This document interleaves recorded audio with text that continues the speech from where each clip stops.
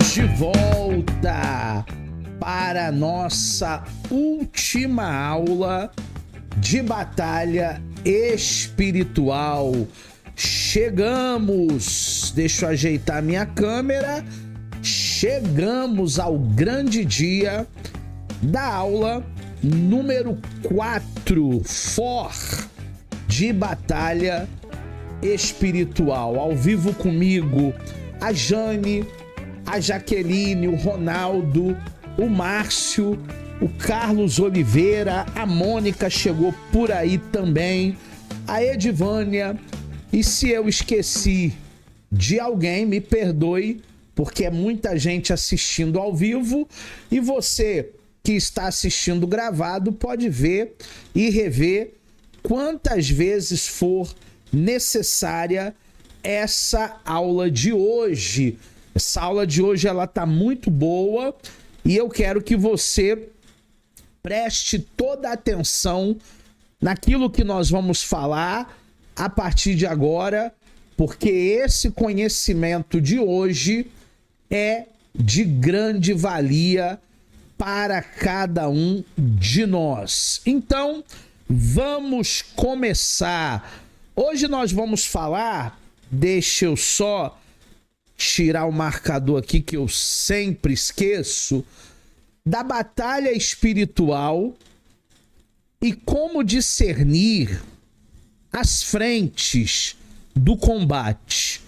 Como eu disse nas nossas primeiras aulas, nós estamos em batalha e nós não podemos vacilar, nós não podemos esmurecer.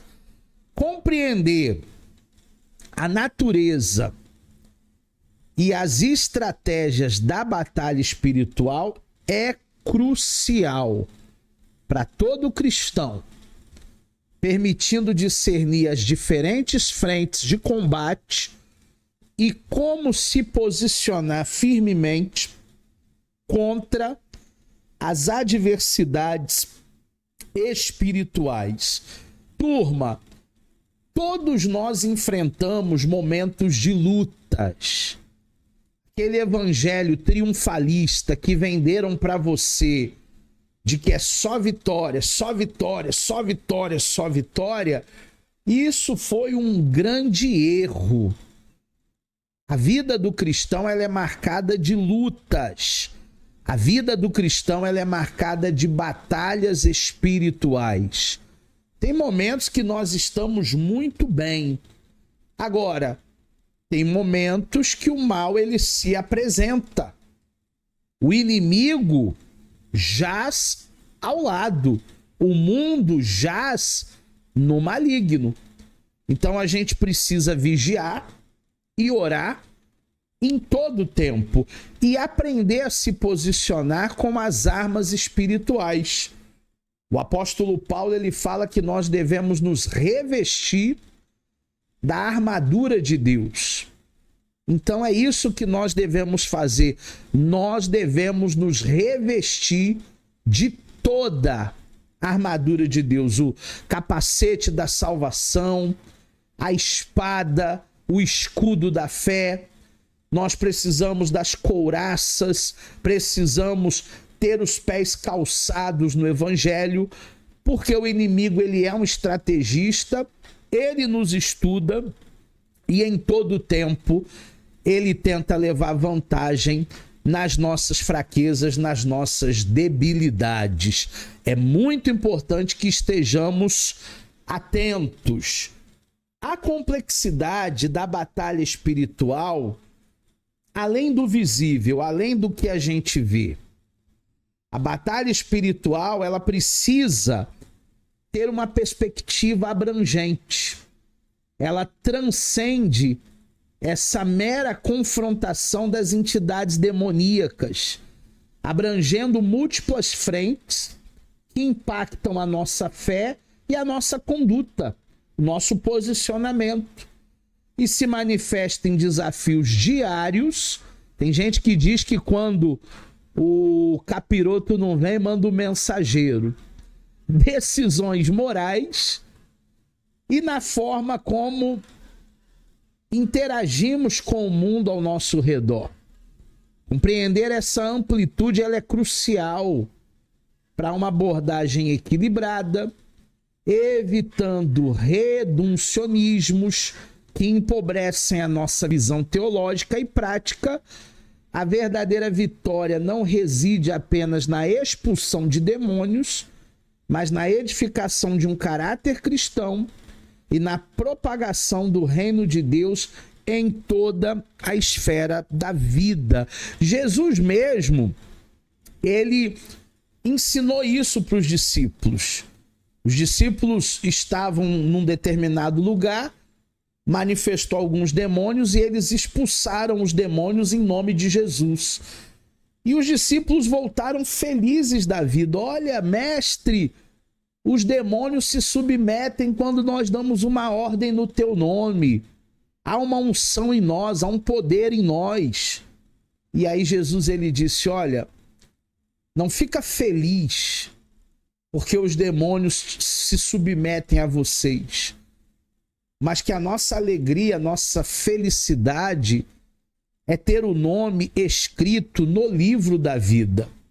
E realmente, quando nós temos o nosso nome no livro da vida e quando nós praticamos a fé cristã, nós vamos viver mais e melhor.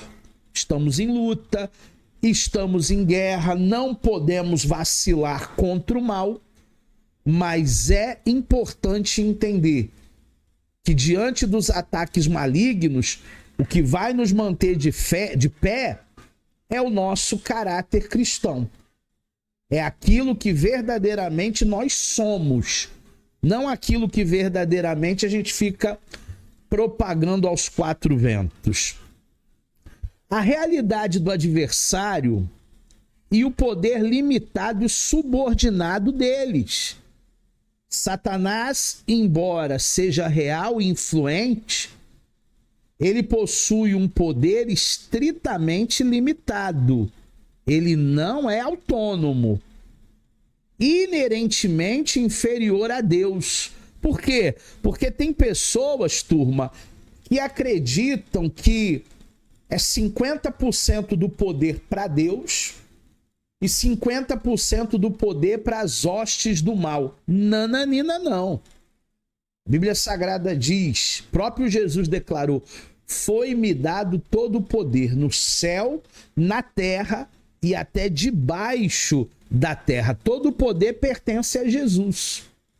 A afirmação bíblica de 1 João 4,4 é que maior é o que está em vós do que aquele que está no mundo.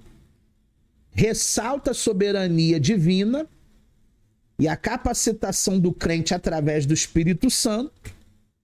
Reduzir a batalha espiritual a apenas uma luta contra as forças malignas pode obscurecer a primazia de Cristo e a capacitação diária que ele nos oferece para lidar com as tentações, com as provações da vida, que muitas vezes não são diferentes, ou que muitas vezes não são diretamente demoníacas, mas sim são frutos de uma natureza humana, pecaminosa e um sistema caído.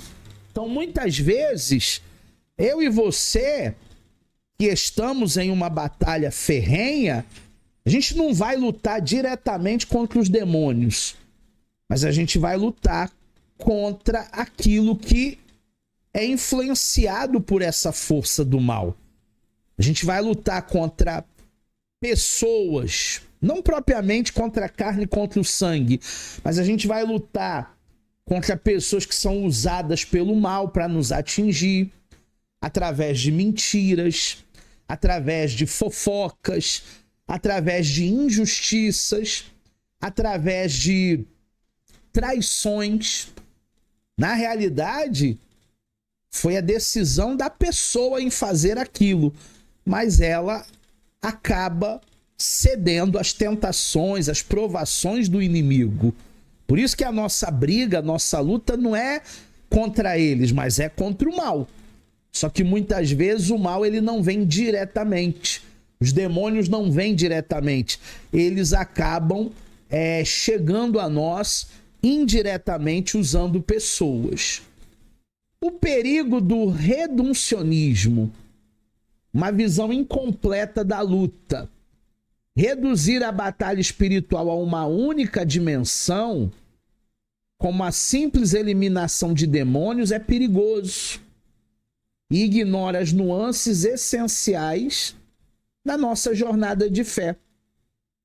Essa perspectiva limitada pode levar à negligência de aspectos igualmente importantes, como, por exemplo, a luta contra o pecado pessoal, os nossos pecados de estimação, as tentações da carne. Todos nós somos tentados na carne.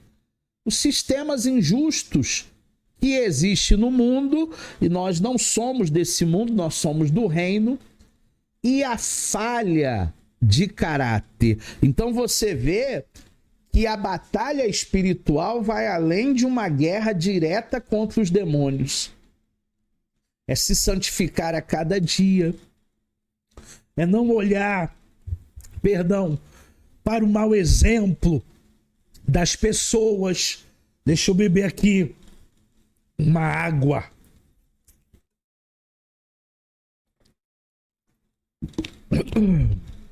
Acho que melhorou.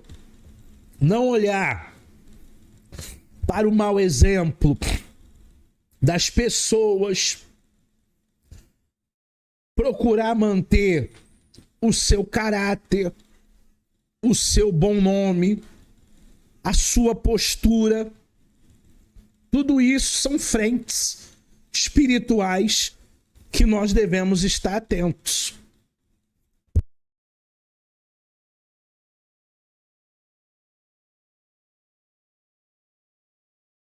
Vamos falar da luta interior e dos conflitos pessoais nessa nossa batalha espiritual.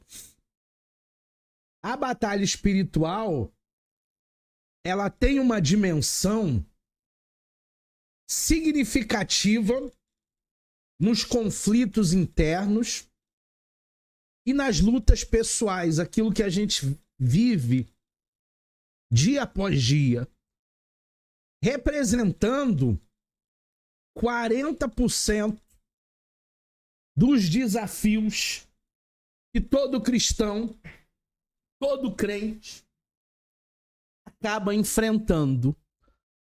Essa porcentagem elevada indica que a batalha contra o pecado, as tentações da carne, as dúvidas da fé são componentes cruciais da experiência cristã, a necessidade do autodomínio, domínio próprio, da santificação constante presente e das abordagens que ignoram essa dimensão e perdem grande parte do cenário do confronto.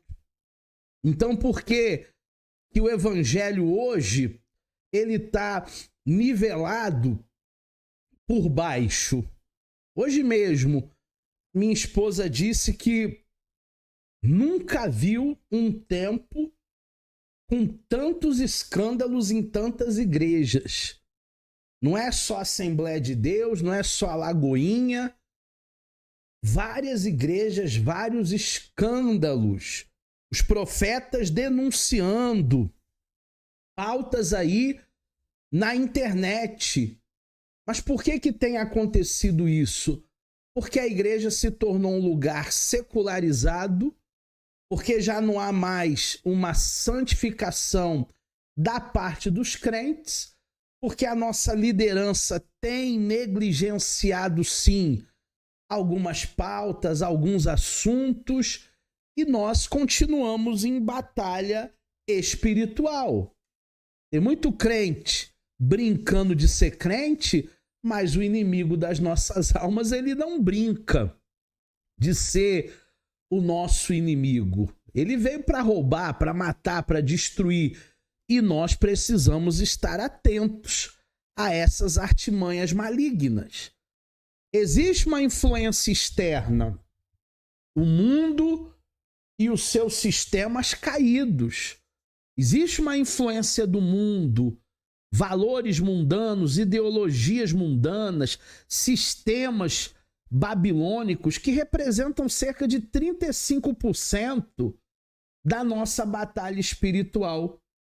Em frente a esse combate que envolve o desafio de viver os princípios do reino em uma sociedade que muitas vezes opera em oposição, sendo antagonistas a esses princípios.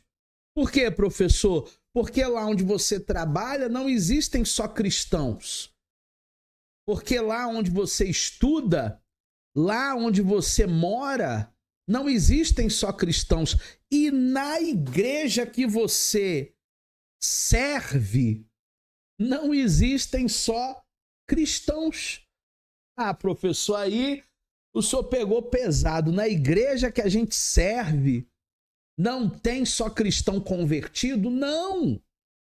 Todo tipo de gente frequenta igreja. Tem muita gente que ainda não sabe o que é novo nascimento, que não nasceu da água, não nasceu do Espírito. Tem muita gente que está na igreja. Antigamente tinha aquele negócio, né? Católico, praticante ou não praticante. As pesquisas, quando batiam na tua porta lá, o IBGE perguntava: você é um católico praticante ou não praticante? Hoje tem que perguntar o evangélico, né? Você é evangélico nominal ou praticante? Hoje a coisa tá feia. Então, nós precisamos ter essa coragem para resistir esses sistemas, essas ideologias, esses valores, convivendo com pessoas ainda que não têm a mentalidade do reino de Deus. A ação demoníaca é uma das partes da batalha, mas não é o todo da batalha. Então, apesar da visibilidade e do foco nesses contextos de forças demoníacas na batalha espiritual, o que verdadeiramente a ação demoníaca representa é 25% dos nossos desafios gerais. Porque existe uma influência externa também, porque existe conflitos, lutas pessoais que a gente vive todos os dias. E são essas coisas que nós não podemos negligenciar. A palavra de Deus, ela diz, né? Resistir ao diabo e ele fugirá de vós. O nosso dever é resistir às investidas do mal, é permanecer firme na fé e nem olhar para os maus exemplos, nem olhar para os maus testemunhos. Se a Edivânia fosse olhar para os maus exemplos, para os maus testemunhos, nem na fé ela estaria mais. Ou a Jane, ou a Jaqueline, ou o Carlos, ou o Márcio. Se a gente fosse olhar, ou a Mônica, ou o Ronaldo, se a gente fosse olhar para o mau exemplo, nem na fé nós estaríamos mais. A gente não tem que olhar para essa meia dúzia de estraga-raça. Os nossos olhos têm que estar postos no Senhor, olhando para Jesus, autor e consumador da nossa fé. Discernindo o que é ação humana e o que é ação demoníaca. Professor, tudo é ação demoníaca? Não. Tem ação humana. Professor, tudo é o homem? Também não. Tem ação demoníaca. Ação demoníaca tem a ver com influências sobrenaturais.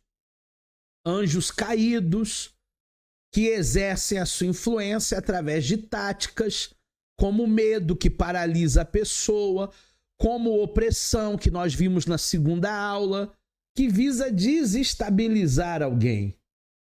Elas podem induzir doenças físicas, doenças mentais, infligir pessoas na miséria, em casos extremos, né? E até a morte. Compreender as estratégias, as ações demoníacas, as influências sobrenaturais é crucial na batalha espiritual para se defender de maneira eficaz. Então, eu não estou aqui para fazer o advogado do diabo e dizer que não existe ação demoníaca e que tudo que o homem faz, ele é o único responsável. Não. Existe uma influência que é sobrenatural. Existe uma ação demoníaca. Agora eu quero que você entenda de verdade que nem tudo é ação demoníaca. Nem tudo é obra maligna. Por quê? Porque tem uma ação humana. Desafios internos que acontecem dentro da gente. Desafios externos de pessoas que são enviadas do cão mesmo para nos tirar a paz. Vícios, malignidades que são inerentes da nossa carnalidade, da nossa natureza humana. Tem gente que acha que tudo é ação demoníaca, mas não é. É a nossa carne também que grita, nossos desejos, nossos traumas, nossas fantasias. Mas, fundamentalmente, as nossas falhas morais, as nossas falhas éticas, porque nascemos em pecado. Então é importante a gente combater essas ações através de uma disciplina pessoal e do ensino da palavra, fortalecendo o nosso caráter para resistir às tentações. Por isso que eu coloquei aqui atrás, ó, foco, disciplina e execução. Porque se a gente focar e se a gente tentar se disciplinar ao máximo, nós seremos campeões. E campeões, eles são finalizadores. Você começou alguma coisa, você vai até o fim, você vai terminar. Ontem mesmo eu estava conversando com o Luciano, que fazia aula com essa turma aqui, fazia aula com a gente. E aí o Luciano escreveu um texto bonito para mim, porque ele concluiu o curso dele, atravessou a linha de chegada. E aí eu falei assim, foi o seu foco, foi o seu empenho, foi a sua disciplina que te levou ao sucesso. Aí ele disse, não, professor, eu sei, mas diversas vezes eu quis parar, eu quis trancar a matrícula e o senhor me dava uma palavra para continuar, que faltava pouco, e aí eu permaneci. Mas por várias vezes eu pensei em desistir. Campeões são finalizadores. A gente vive esses desafios internos e externos. Estamos numa batalha. O engano de Satanás é a estratégia da distração. Satanás frequentemente cria uma cortina de fumaça, uma distração, uma confusão. Para que serve grupo da família? Grupo de WhatsApp da família? É só... Jaqueline tá rindo. É só para ter confusão, gente. Porque um lá dá um bom dia atravessado, o outro já fala uma besteira, o outro não vai pro psicanalista, quer desabafar no grupo com todo mundo e acha que tá falando com alguém da família no privado, mas esqueceu e botou lá no grupo. Vai ter confusão. Tudo isso é distração, tudo isso é estratégica. estratégia para que a nossa atenção se desvie, enquanto o ataque principal ocorre, porque nós não estamos vigiando, porque nós não estamos discernindo, porque nós estamos caindo em armadilhas por causa da nossa vulnerabilidade. Tá vendo como batalha espiritual é algo muito abrangente, Carlos? Tem gente que acha que é só lutar contra os demônios. Eu vi uma pastora falando que foi no inferno 23 vezes, 23 vezes ela foi no inferno. Aí ela viu lá o Papa João Paulo II, aí lá no inferno ela viu mais quem? Ela viu um monte de gente lá no inferno. A nossa batalha não é essa de ver demônio, de ver espíritos malignos todo dia, toda hora, ir no inferno não sei quantas vezes. Ela até viu lá no inferno, agora que eu lembrei, um montão de crente que não pagou o dízimo. A pastora falou. Eu vi lá no inferno um montão de crente que não pagou o dízimo. Gente, a nossa batalha espiritual não é ir ao inferno, mas a nossa batalha espiritual é entender a ação demoníaca, é entender a ação humana e é entender distrações de Satanás como uma estratégia. Se você passar o dia todo aqui, se distraindo, você não vai ter tempo nem de orar e nem de ler a Bíblia. E isso aqui também é uma batalha espiritual para você não ficar dominado, viciado. Sabe qual é o nome que eles dão para o pessoal que usa Facebook, Instagram, WhatsApp? Usuário. Qual o nome? Usuário. É justamente para a gente viciar.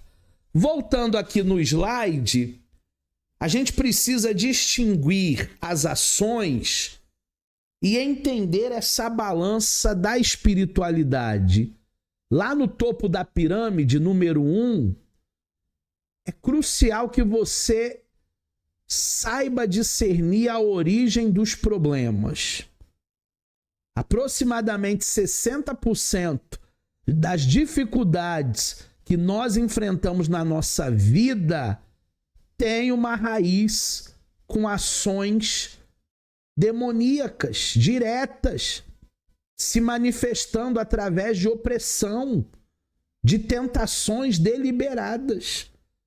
Vigiai e orai. Em segundo lugar, no meio da pirâmide, nós temos a ambiguidade das ações humanas, demoníacas.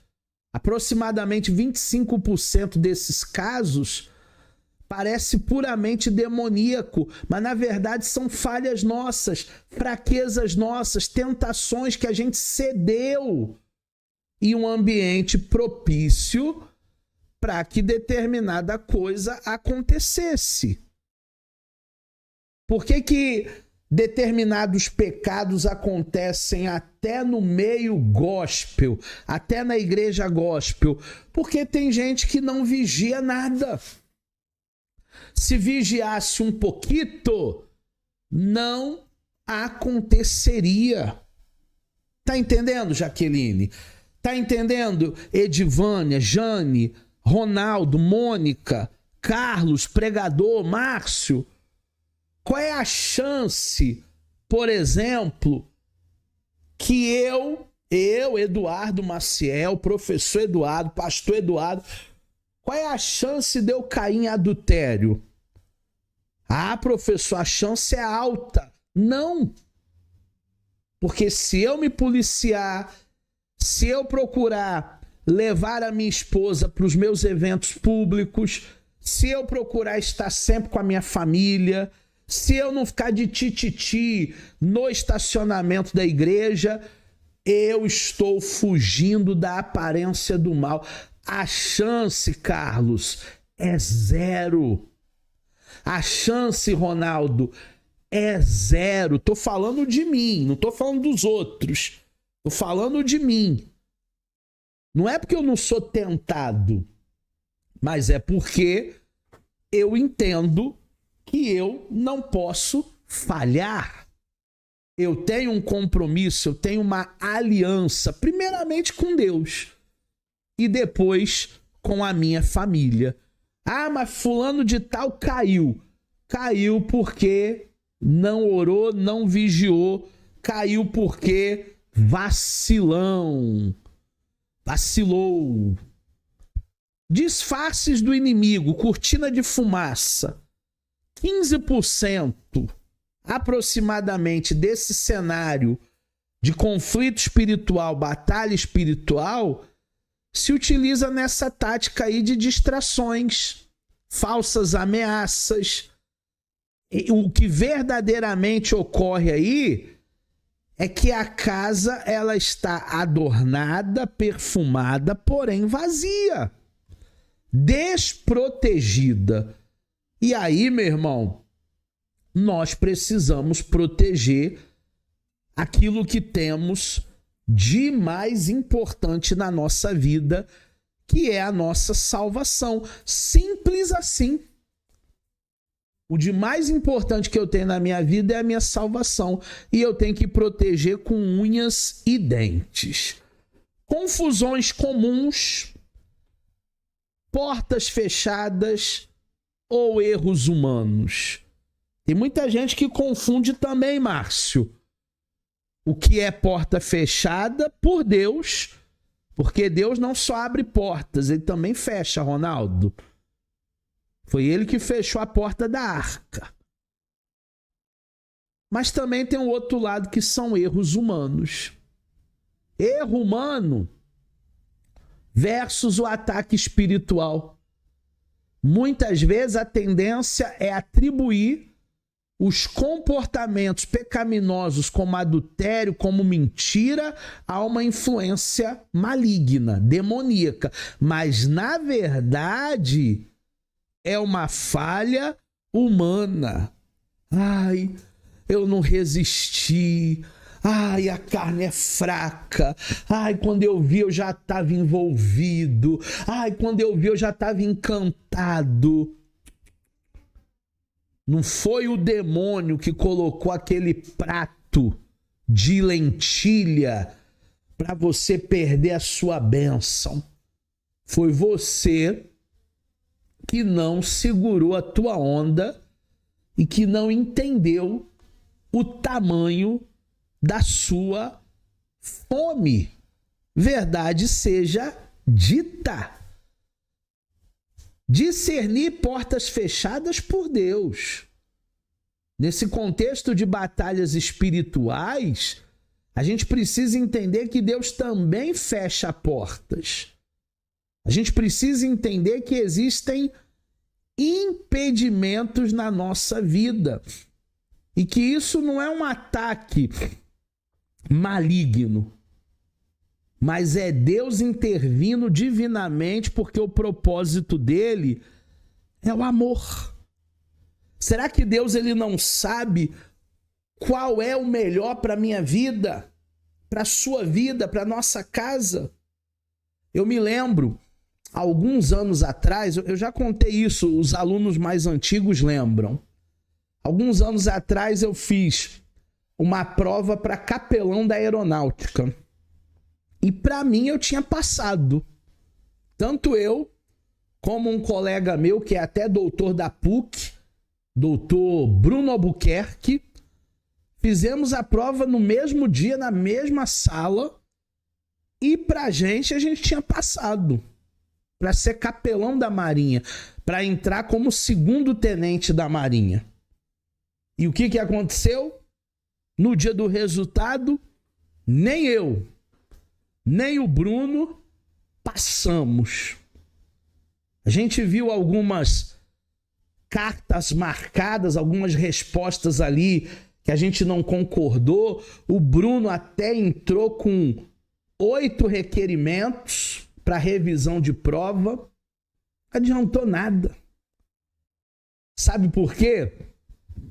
Não foi um ataque satânico que impediu que eu entrasse na aeronáutica. Foi o próprio Deus que fechou a porta. Porque não era o propósito dele para minha vida, pode ser para a vida de outros, mas para minha vida não era. Que eu estivesse hoje como capelão da aeronáutica. Se eu fosse um capelão, eu não estaria aqui dando aula para vocês. Então Deus, ele tem os seus propósitos, tem portas que se fecharam na sua vida que você tem mais é que agradecer a Deus, glorificar a Deus hoje. Talvez hoje você entenda por que aquela porta fechou. Lá atrás você não entendia, você ficou chateado, revoltado. Eu orei tanto, eu jejuei tanto e não deu certo. Provavelmente o Senhor mudou os planos. Mudou não, né? Ele já tinha um plano inicial para você e ele não permitiu que essa porta fosse aberta. O propósito divino no amadurecimento.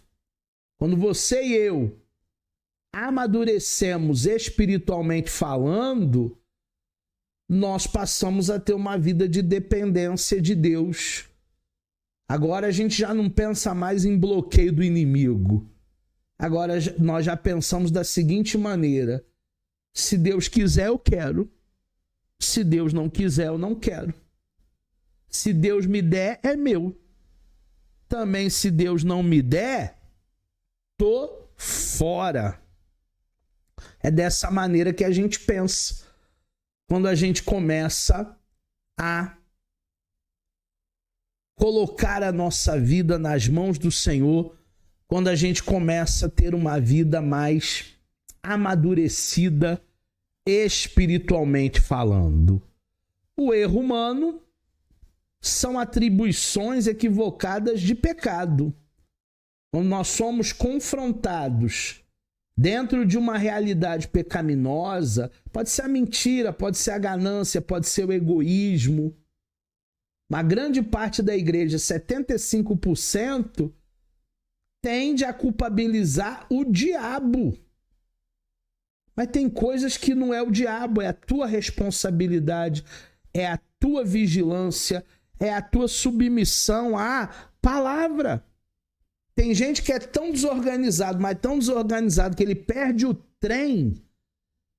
E quando ele perde o trem, ele diz assim: diabo, desgraçado, agora o meu patrão vai me dar uma bronca. Colocasse o despertador mais cedo. Tivesse um pouco mais de responsabilidade.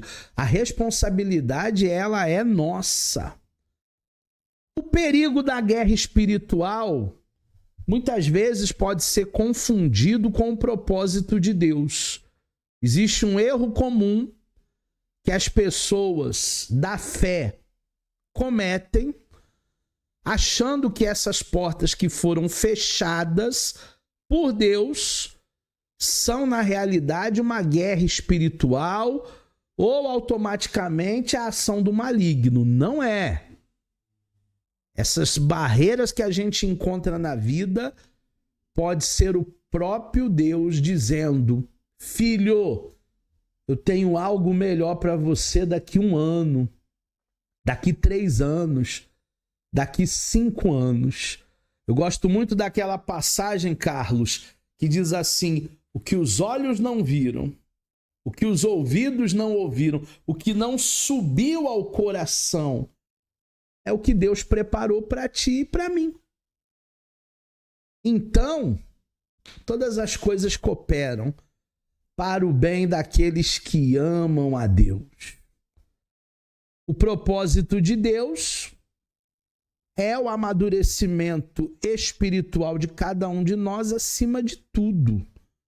Deus é soberano, Deus tem um plano para cada um de nós, Ele quer que nós cresçamos espiritualmente falando E a melhor maneira da gente fortalecer a fé e da gente crescer espiritualmente é através de batalha, é através de luta. Pode ter certeza, Jaqueline, Jane, Edivânia, Mônica, que os piores momentos que você enfrentou na sua vida foi escola. Ai, professor, não gosto nem de lembrar. Foi escola. Para que você permaneça com Deus. Para que você aprenda. Porque na vida a gente não perde. Ou a gente ganha, ou a gente aprende. E a gente aprende muito nos nossos desertos. Existe o processo de Deus para o nosso amadurecimento na sua soberania. Lá no caso de Daniel, ele lutou lá com Deus 20 e poucos dias até que a oração fosse ouvida. Mas na realidade a oração ela foi ouvida no primeiro dia. Daniel, desde o primeiro dia que você orou, eu ouvi tuas orações. Mas teve uma batalha espiritual. O príncipe da Pérsia, que é um demônio, tentou impedir os anjos de chegar com a resposta. E aí eu tive que enviar Miguel para dar um reforço para que aquele obstáculo espiritual caísse por terra. Então tem hora que a gente não entende. Tem hora que a resposta está demorando e a gente acha que Deus não nos ouviu. Turma, Deus já ouviu desde o primeiro dia, mas existe um processo. Como na cura daquele cego, Jesus botou o cuspiu no chão, fez o lodo, passou na vista do cego e perguntou para ele, ó, o que você está vendo? O homem era cego, de nascença, nunca tinha visto nada. Eu tô vendo vultos, eu tô vendo pessoas como se fossem estátuas. Ainda não estava bom, tem um processo. Então vai, lava-te no tanque de Siloé e voltarás vendo. Ele foi. E a vista dele, a obra de Deus foi completada na caminhada dele ali para Siloé.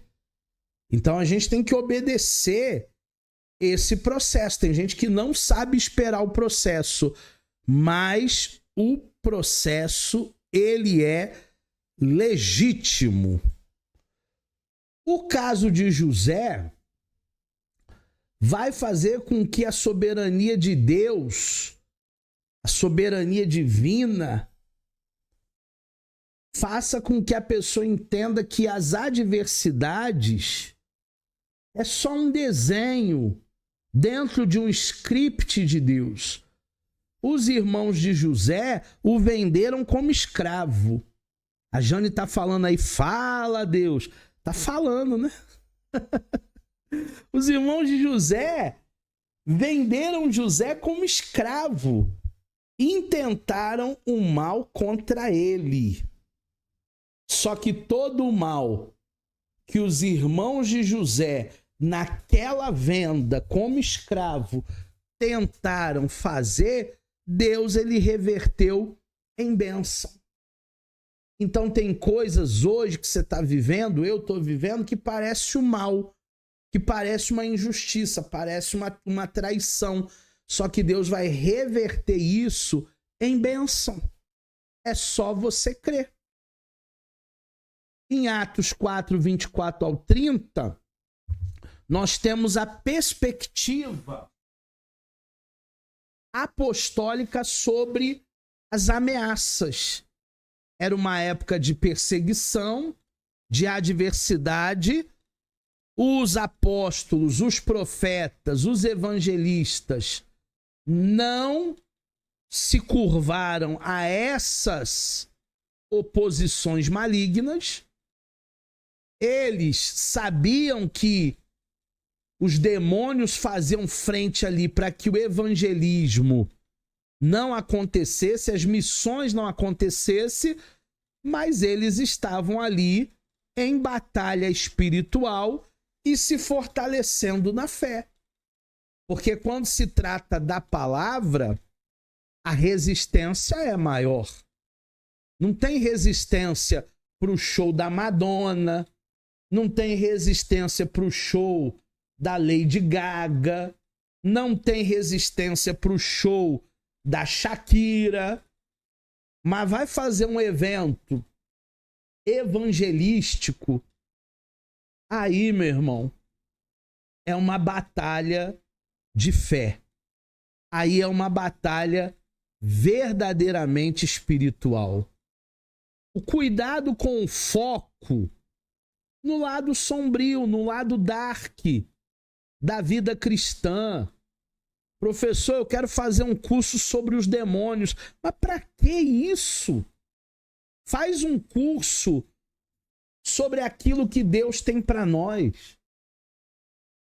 A gente fala de batalha espiritual, a gente fala de demonologia, a gente fala de anjos caídos, mas é o mínimo aqui da nossa grade. Nossa grade tem mais de 2 anos e talvez a gente não passe nem um mês falando, focado nesse lado sombrio. A armadilha dos extremos na batalha espiritual. Tem gente que não entende os 2 extremos. Quais são os 2 extremos? Eu falei na primeira aula. Volto a repetir. Um extremo é o fanatismo. E aí a pessoa vê demônio em tudo, até no fiozinho do pelo do cachorro, do gato.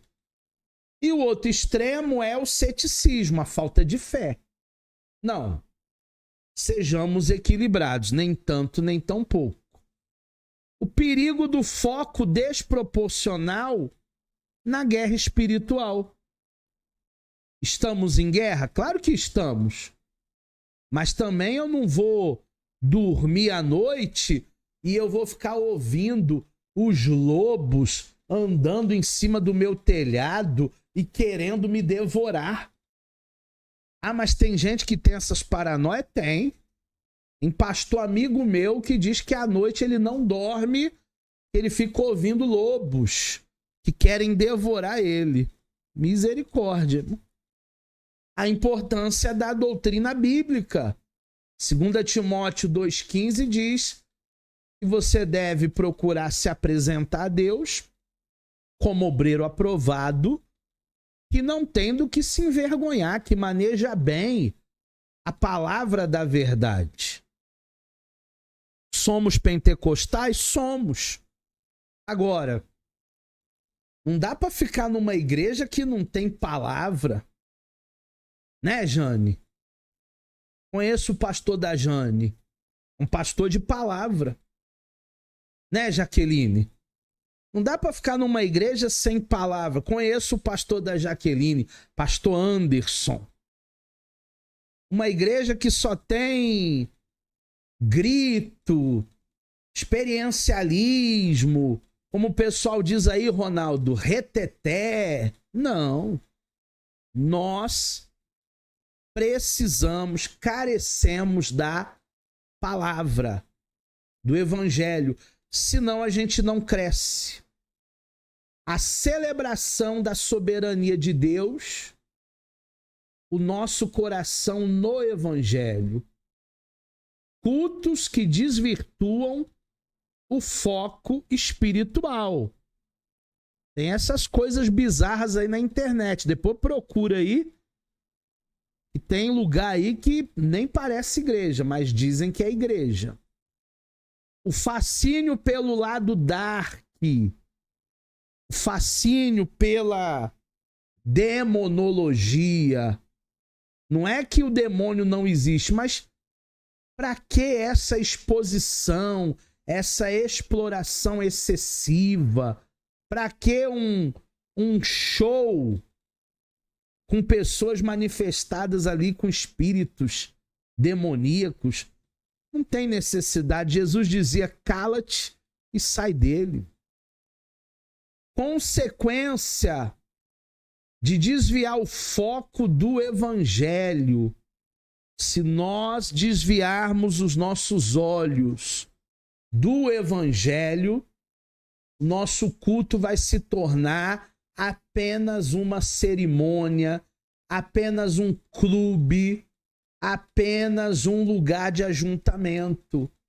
Os meus olhos precisam estar postos no evangelho, priorizando a exaltação divina sobre a repreensão do inimigo. O que é isso? É não dar glória a Deus pro diabo. Esses dias eu estava numa igreja, coitadinho do pregador, simplesinho, ele disse, gente, Satanás quer destruir a nossa família, diga glória a Deus. Como é que eu vou dar glória a Deus se Satanás ele quer destruir a minha casa? Então, cuidado para você não dar ibope para o maligno. Soberania de Deus como fundação da batalha espiritual. Deus é soberano. E no final de todas as coisas, o que vai prevalecer sempre, Márcio, sempre, Mônica, sempre, Edivânia, é a vontade do Senhor.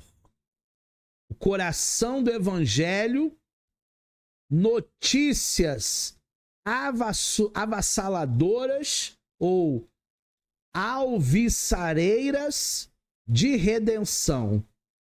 O evangelho, ele é a boa nova.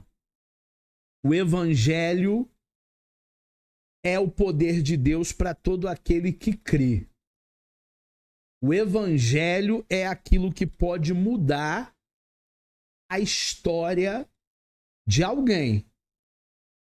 Ah, mas eu não acredito em ex-viciado. Então você não acredita no poder do evangelho. Ah, eu não acredito no ex isso, ex aquilo. Então você não acredita que Deus tem poder para fazer uma transformação completa na vida das pessoas. O desafio ideológico e uma religião mutilada, fragmentada, cheia de departamentos. A essência perdida.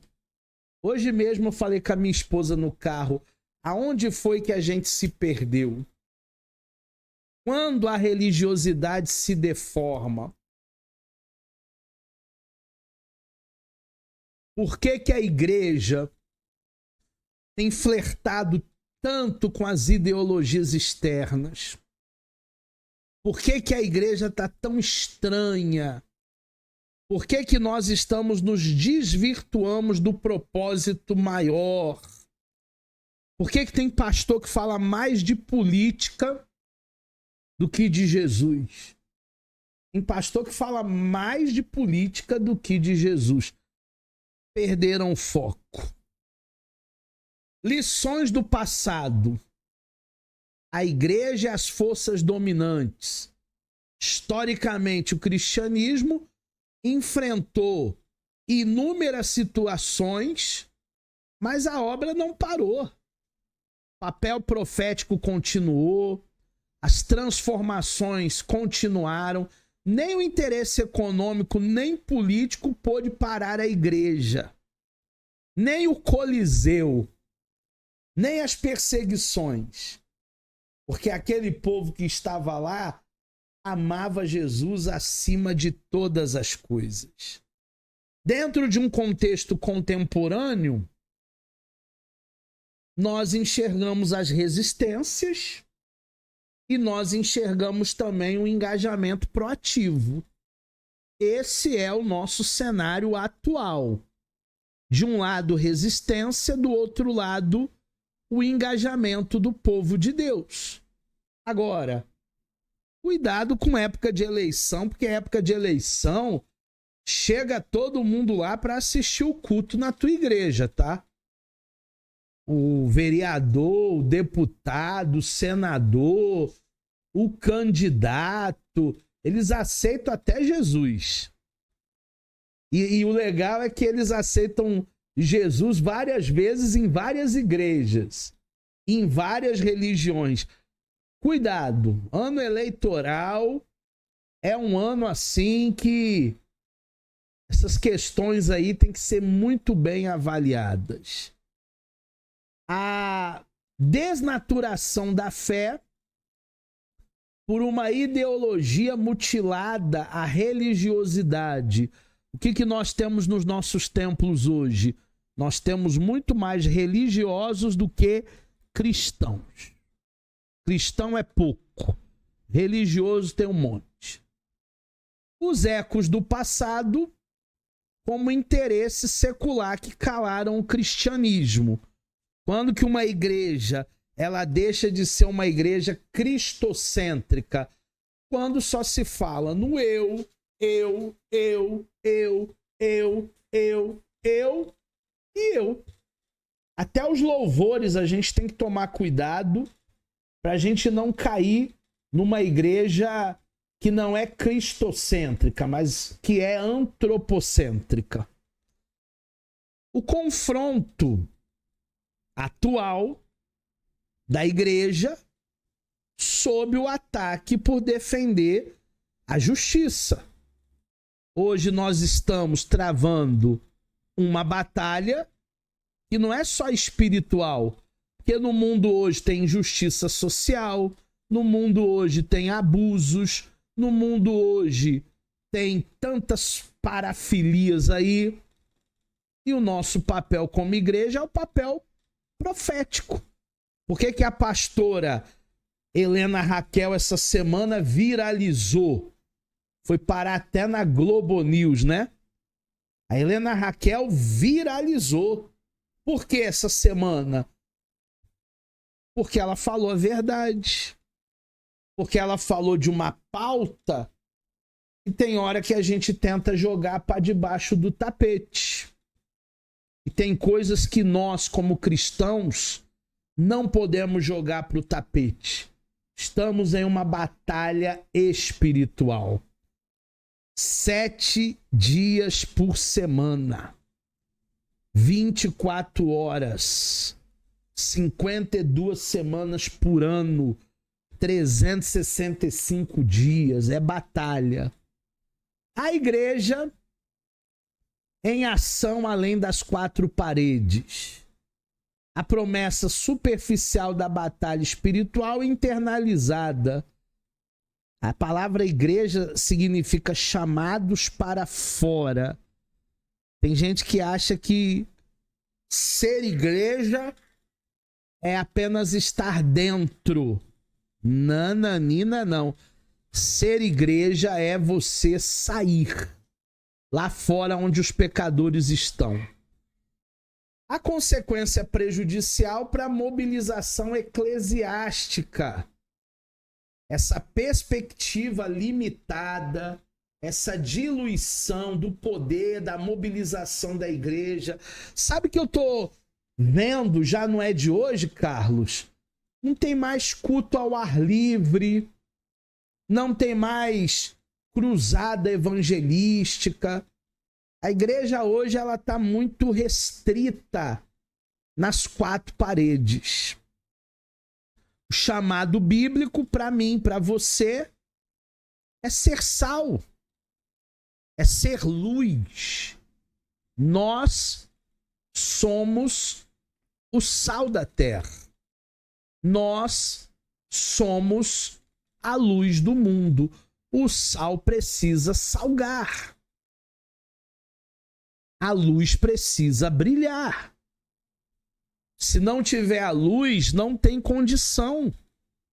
Essa aula aqui, eu só estou conseguindo dar essa aula para vocês porque eu tenho 2 luzes aqui. Uma na minha esquerda e uma na minha direita. Se apagar tudo, a gente vai ficar na escuridão aqui, vocês não vão nem me ver. Não vai ter nem energia aqui para eu passar os slides. A igreja tem que brilhar. O jejum que Deus escolheu não é só ficar sem comer e sem beber nada, como nós vimos na aula passada. O jejum que Deus escolheu, a justiça social. É o que está revelado lá em Isaías, no capítulo 58. Faz um estudo de Isaías 58 para você ver como Deus critica, Isaías, né? A religiosidade sem amor. O clamor divino pela transformação social como estratégia espiritual. Tive fome, me deste de comer. Tive frio e me cobriste. A igreja é responsável. Reconectando a piedade à prática. O jejum que honra a Deus. O jejum que vai honrar a Deus é você poder matar a fome de alguém. É a igreja ter uma missão integral com a sua comunidade. De vez em quando eu prego nas igrejas, dependendo do tema, eu falo assim: se a nossa igreja saísse daqui hoje, que falta faria? Aí o pessoal fica meio pensativo. Tem igreja que não faria falta nenhuma, irmão. Porque nunca se reconectou, nunca se conectou com os vizinhos. Inclusive tem vizinho que é soltar fogos, porque a igreja foi embora para outro endereço. Porque tem uns irmãozinhos sem noção que coloca o carro na garagem do vizinho na hora do culto e o vizinho não consegue sair da garagem dele. Ou tem um pastor sem noção que pega o microfone e grita como se não tivesse amanhã. Que falta a nossa comunidade faria.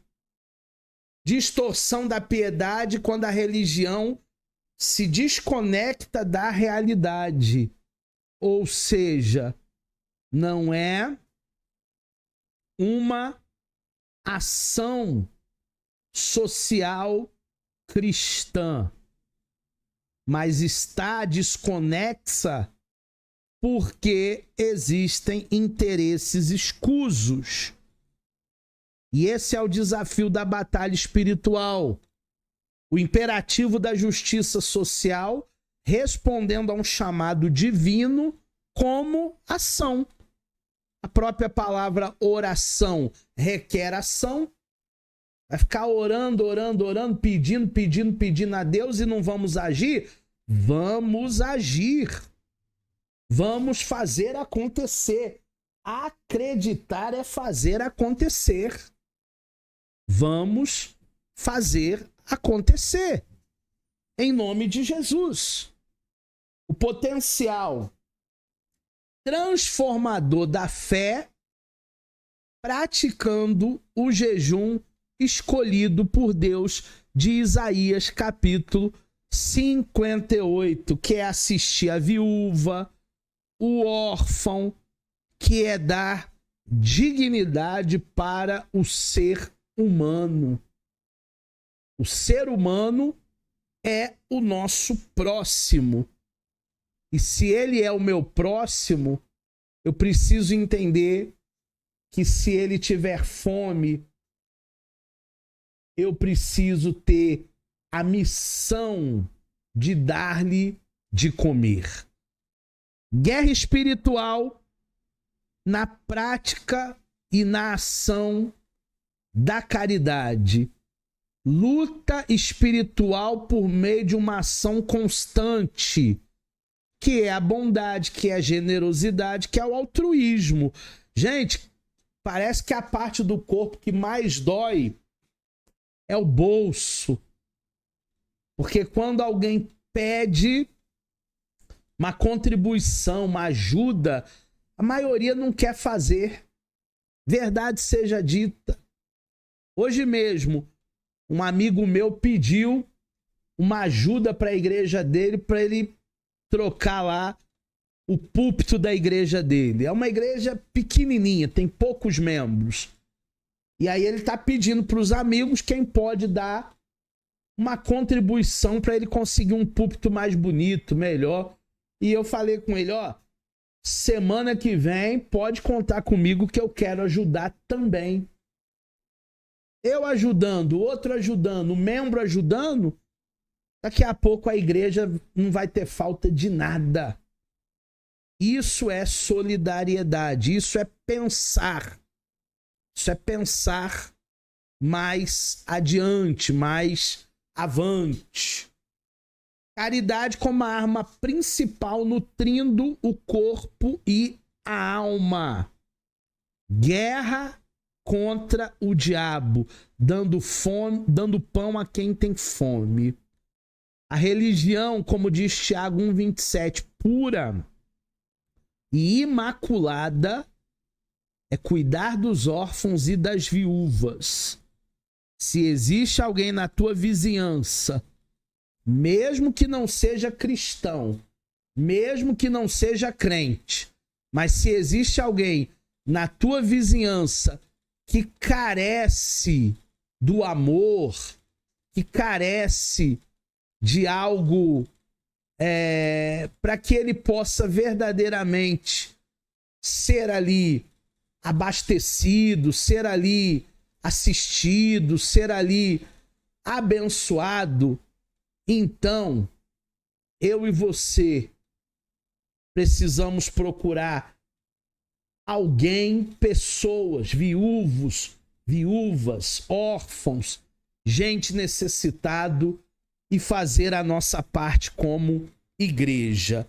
Terminando, o chamado para a ação. A igreja vitoriosa, seja um vencedor através do empoderamento, já que essa palavra está em voga, de Cristo nas batalhas espirituais. Ore incessantemente, orai sem cessar. A oração é a arma mais poderosa da igreja. Seja luz, seja sal. Vamos impactar o mundo. Vamos levar a glória de Deus para quem está perdido. Tem muita gente perdida como ovelha que não tem pastor. Sem Deus, sem Jesus, desgarrados. Nós vamos fazer a nossa parte. E essas pessoas, elas serão trazidas para o evangelho, não porque você pegou uma Bíblia e colocou goela abaixo de alguém, não.